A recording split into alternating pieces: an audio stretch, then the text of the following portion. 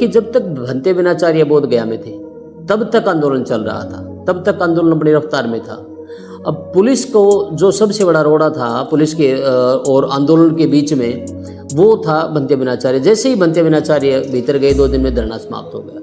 यहाँ भंते जी के साथ बड़ी जातियाँ हो रही हैं, उन्होंने ऐसा किया ही नहीं। एक अपना विहार मांगने वाले एक संत पे, एक धर्मगुरु पे 4-4 FIR दर्ज हो जाती हैं जिनका कोई आधार। सभी धम्म मित्रों को नमो बुद्धाय। साथियों, जो बोधगया में महाबोधि महाविहार मुक्ति आंदोलन जो चला हुआ है पिछले 3 महीनों से, और उसी आंदोलन के चलते भंते विनाचार्य को 14 मई को पुलिस ने गिरफ्तार किया। और गिरफ्तार नहीं, एक प्रकार से अपहरण किया, क्योंकि 20 घंटे तक तो पता ही नहीं चला कि वो हैं कहाँ। हम थानों के चक्कर लगाते रहे, पुलिस के चक्कर लगाते रहे, पर किसी ने ठीक ठाक से उसका जवाब नहीं दिया। और पुलिस कहती रही कि हमें नहीं पता। और बाद में, बहुत बाद में SP से फ़ोन किया हमने, तो SP ने बताया कि उनको भी 10 बजे के बाद कोर्ट में पेश कर देंगे उनको। तो अब उनके बारे में बहुत सारी भ्रांतियां फैल रही हैं। कोई वीडियो बना रहा है कि उनकी रिहाई हो गई है, वो जेल से बाहर आ गए हैं, कोई कुछ कहता है। और उसके साथ साथ दूसरे लोग जो हैं, आंदोलन टूट चुका है और धरना पे बहुत कम लोग बचे हैं, धरना भी वहाँ से विस्थापित कर दिया गया है, वहाँ से सारा टेंट भी उखाड़ दिया गया है। और कुछ लोग बैठे हैं किसी मोनेस्ट्री में, 30-35 लोग हैं, और उन लोगों को बताया जा रहा है कि सरकार ही उनको भोजन और पानी की व्यवस्था करा रही है। एक प्रकार से अब सरकार हमारा धरना चला रही है। और जो दूसरे लोग हैं वो दूर दूर, कोई दिल्ली में, तो कोई पंजाब में, कोई महाराष्ट्र में, अलग अलग तरीके से इस आंदोलन को चला रहे हैं। तो हम ये चाहते हैं कि ये जो आंदोलन है इसका विकेंद्रीकरण ना हो, ये केंद्र रहे, इसका कोई केंद्र बने। अलग अलग शक्तियाँ अगर होंगी, हम अलग अलग शक्तियों के अलग अलग काम करेंगे तो वो शक्ति काम नहीं कर पाएगी। तो मुख्य रूप से आज हम आपसे रूबरू इसलिए हुए कि हमें ये बताना है कि भंते विनाचार्य के साथ क्या हुआ और वो कहाँ हैं और वो वहाँ तक कैसे पहुँचे। तो ये 10 तारीख को 4 मार्च को उन पर पहली FIR दर्ज हुई। और ये करी वहाँ के CO ने, महेश कुमार ने, उन पे पहली प्राथमिकता दर्ज करवाई। और इसका तो भंते जी को पता चल गया था और वो इस पे थाने में पेश हुए, लेकिन वो इसको इतना गंभीर नहीं मान रहे थे कि ये आगे चलकर बड़ा मुकदमा बन जाएगा। और पुलिस उनको गुमराह करती रही और वो आंदोलन में यही रहे, उनको गिरफ्तार भी नहीं किया। दूसरी जो प्राथमिकी उन पे दर्ज हुई वो दर्ज हुई 10/5/2025 को 3:45 बजे। ये भंते सुमित पाल हैं, इन्होंने उन पे ये प्राथमिकी दर्ज कराई। बाद में उनका कल वीडियो भी आया कि हमने भंते विनाचार्य के बारे में कुछ नहीं कहा, लेकिन इस बारे में भी जो कोर्ट ने संज्ञान लिया है और ये मुकदमा भी कोर्ट में भंते जी पे चल रहा है। और उसी दिन 10 मिनट बाद 3:55 पे एक और प्राथमिकी भंते जी पे दर्ज हुई और इसमें ये बनते हैं सुशील पाल। बनते सुशील पाल जी ने एक प्राथमिकी दर्ज कराई, जिन पर रात को 12 बजे उन पर जानलेवा हमला किया। बनते जी पर आरोप है कि उनको जान का खतरा था सुशील पाल जी को, और हम जानते भी नहीं सुशील पाल जी कौन है, धरने पे थे या नहीं थे। और इन लोगों ने ये तीसरी प्राथमिकी उन पे दर्ज कराई। और इस FIR का अब तक पता भी नहीं था, बहुत कम लोगों को पता था। जब ये कोर्ट में केस हुआ तो कोर्ट में उनके संबंधित सारे के सारे जो मुकदमे थे वो ऊपर आए तो पता चला। चौथी जो ये FIR दर्ज करी, ये 13 तारीख का जो झगड़ा हुआ, जो डुंगेश्वरी में 2 घटनाएं घटी, लोगों के सर फोड़े गए, वहाँ लाठियाँ चली। और एक वैसी ही घटना शाम को महाबोधि विहार में घटी, जब वहाँ कुछ महाराष्ट्र की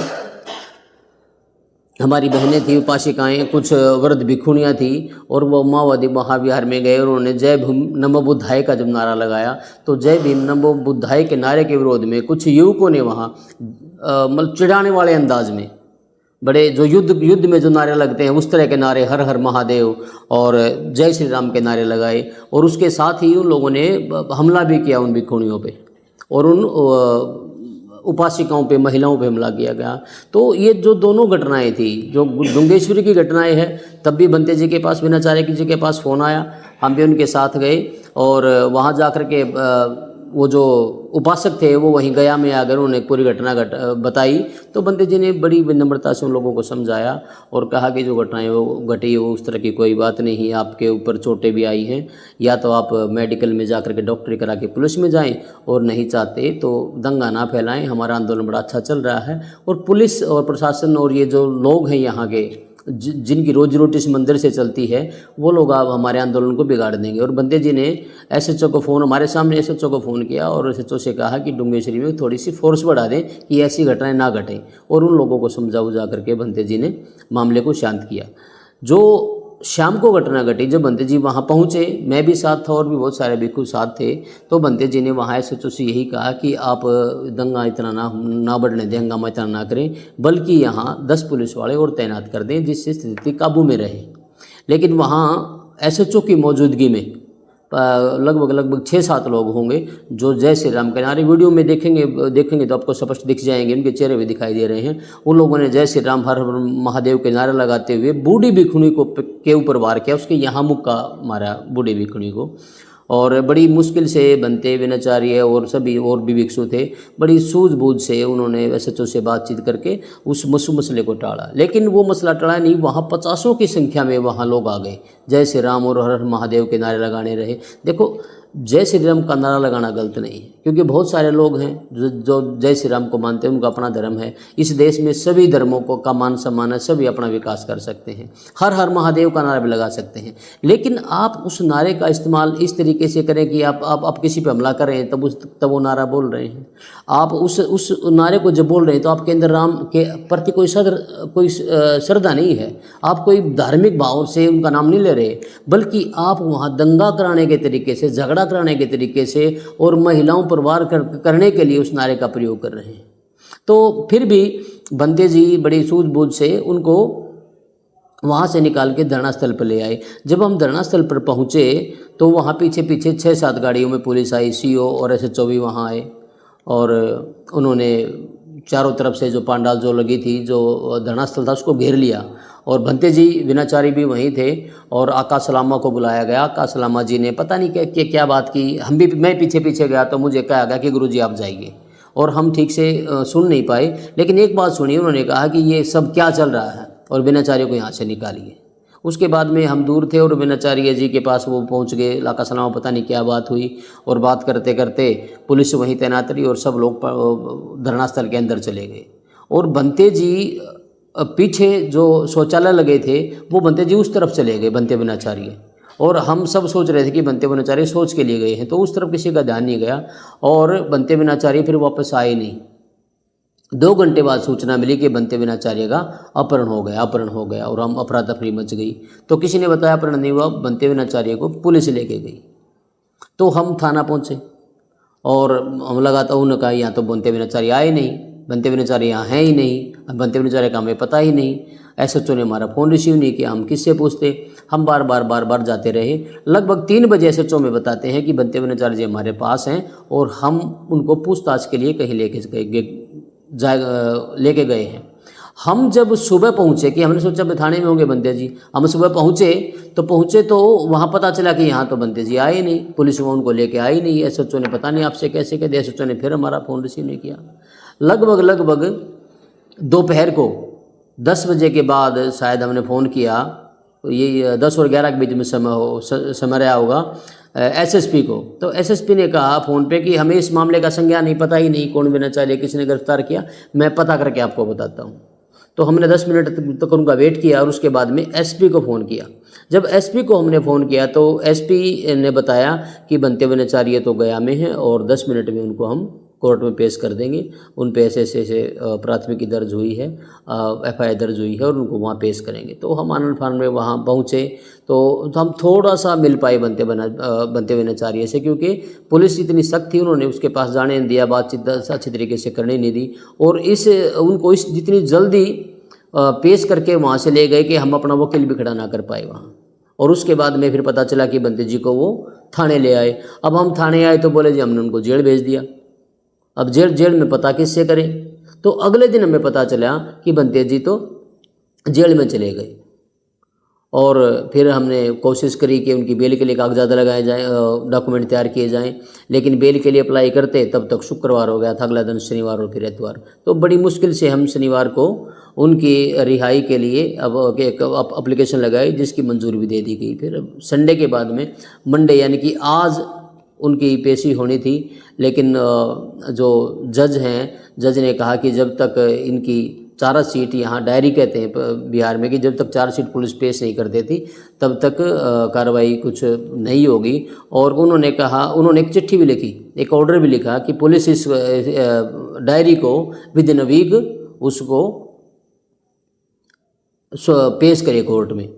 और उसके बाद हमें पता चला कि जज साहिबा 12 बजे कोर्ट बंद हो जाती है, तो वो चले गई और उस पे ऑर्डर पे वो साइन ना कर पाई। तो साइन सुबह होंगे, मंगलवार को सुबह उसमें उस पर साइन होंगे और फिर वो पुलिस के यहाँ थाना में या एसपी के पास जहाँ भी प्रोसीड होती है उसको वहाँ फॉरवर्ड किया जाएगा और उसके बाद में पुलिस उस पर एक्शन लेगी। और जो अगली डेट थी वो डेट भी हमें अब तक नहीं पता चली कि हमारी डेट अगली कौन सी है, वो भी हमें कल ही पता चलेगा अगली डेट कौन सी है कौन सी नहीं है। तो बिहार का जो कानून और प्रशासन है वो समझ से परे है और यहाँ बंतेज जी के साथ बड़ी जातियाँ हो रही हैं। उन्होंने ऐसा किया ही नहीं। एक अपना बिहार मांगने वाले एक संत पे, एक धर्मगुरु पे 4-4 FIR दर्ज हो जाती हैं जिनका कोई आधार नहीं, और अब वो जेल में हैं और ये भी नहीं पता कि कब तक उनको बाहर किया जाएगा, छोड़ा जाएगा नहीं छोड़ा जाएगा। क्योंकि एक हमें अब जो बंतेज जी की तरफ से पैरवी यहाँ कर रहे हैं, हमें सपोर्ट की आवश्यकता है। पूरे देश के जो बौद्धिस्ट लोग हैं, पूरी दुनिया के जो बौद्धिस्ट लोग हैं, अब समय है, अब हमें साथ दें। हमें वकीलों की आवश्यकता है, हमें जानकारों की आवश्यकता है, हमें कानून के जानकारों की आवश्यकता है। आप हमसे संपर्क करें, हमारा साथ दें और जहाँ भी हैं, जिस राज्य में हैं, जिस शहर में हैं, आप वहाँ ज्ञापन दें और कम से कम पहले भंते विनाचार्य को बाहर कराएं। देखिए, जब तक भंते विनाचार्य बोध गया में थे तब तक आंदोलन चल रहा था, तब तक आंदोलन बड़ी रफ्तार में था। अब पुलिस को जो सबसे बड़ा रोड़ा था पुलिस के और आंदोलन के बीच में, वो था भंते विनाचार्य। जैसे ही भंते विनाचार्य भीतर गए 2 दिन में धरना समाप्त हो गया, धरने का स्थान बदल गया। अब लोग कह रहे हैं धरना वहाँ करेंगे, यहाँ करेंगे, स्थान बदलेंगे, दिल्ली जाएंगे, यहाँ जाएंगे, वहाँ जाएंगे। अरे झगड़ा इस महाबोधि महाविहार का है। अगर हम तमिलनाडु में जाके आंदोलन करेंगे तो यहाँ क्या फ़र्क पड़ेगा, हम लंदन में जाके करेंगे क्या फ़र्क पड़ेगा।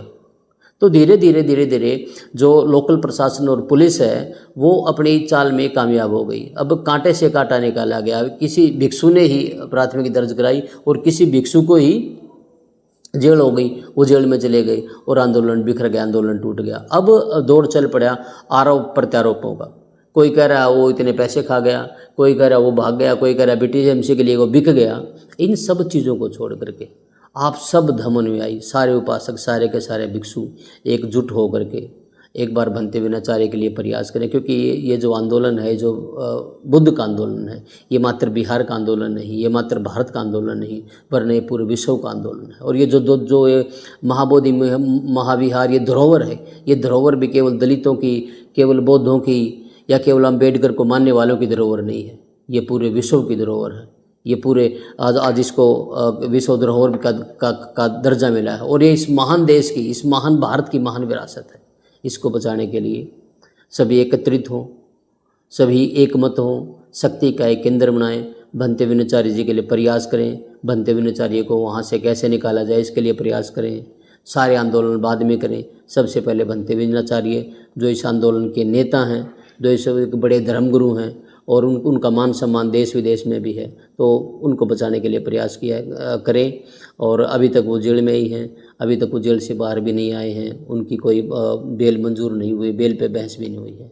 तो अंततः पुनः आपसे यही गुजारिश है कि आप सभी बौद्ध बंधु, सभी धम्म बंधु एकत्रित होकर और एक केंद्र बना करके, जोर लगा करके फिर से शुरू करें।